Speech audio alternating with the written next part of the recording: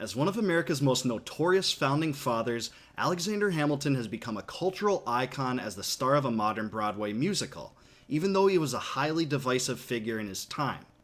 But what were the ideas that made him so famous?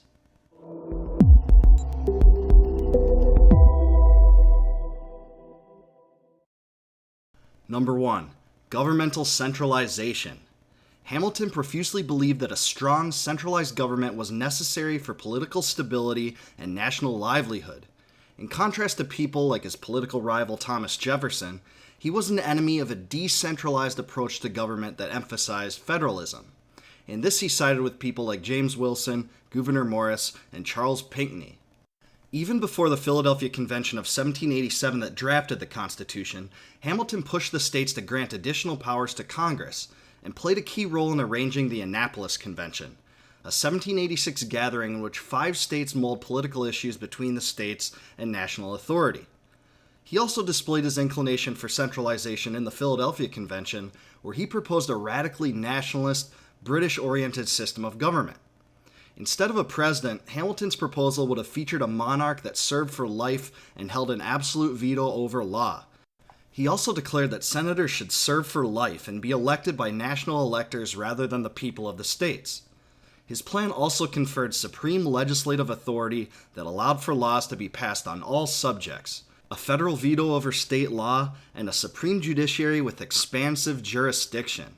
Hamilton's proposal fell on deaf ears, and his influence in the convention was essentially quashed when the 2 other delegates from his state left in protest.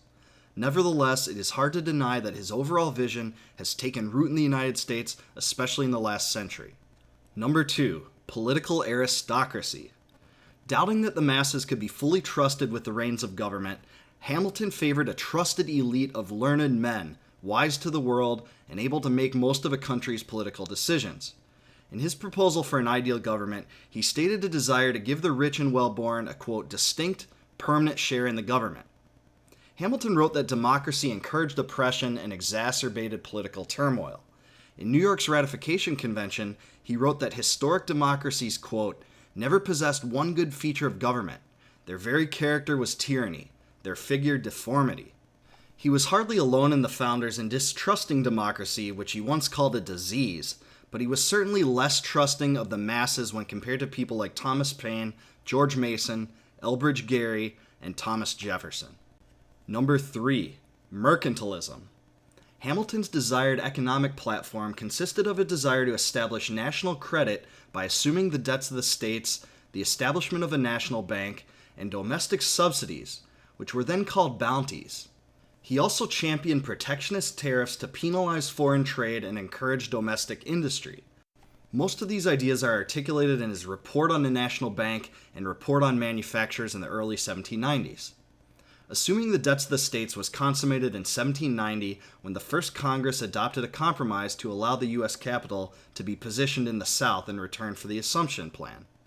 The establishment of the National Bank transpired in 1791 after a hard-fought firestorm of controversy between the Hamiltonian Federalists and the Jeffersonian Republicans.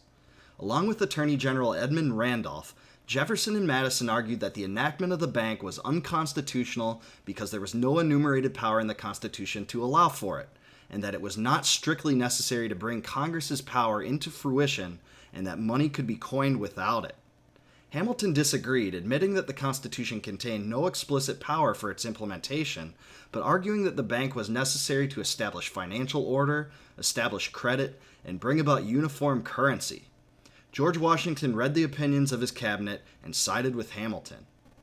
When it came to Hamilton's proposals for domestic subsidies and protectionist tariffs, the first Congress voted such measures down, although both ideas took root after Hamilton's tenure at the Treasury, and both are defining characteristics of modern U.S. policy.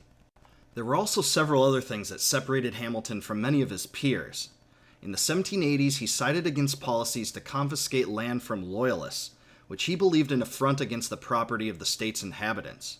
He was counsel to the plaintiff in the 1784 case of Rutgers v. Waddington, where he argued successfully that New York's confiscation policies violated the 1783 Treaty of Paris with Britain. He was a notorious Anglophile and sided with Britain over France in almost all political matters.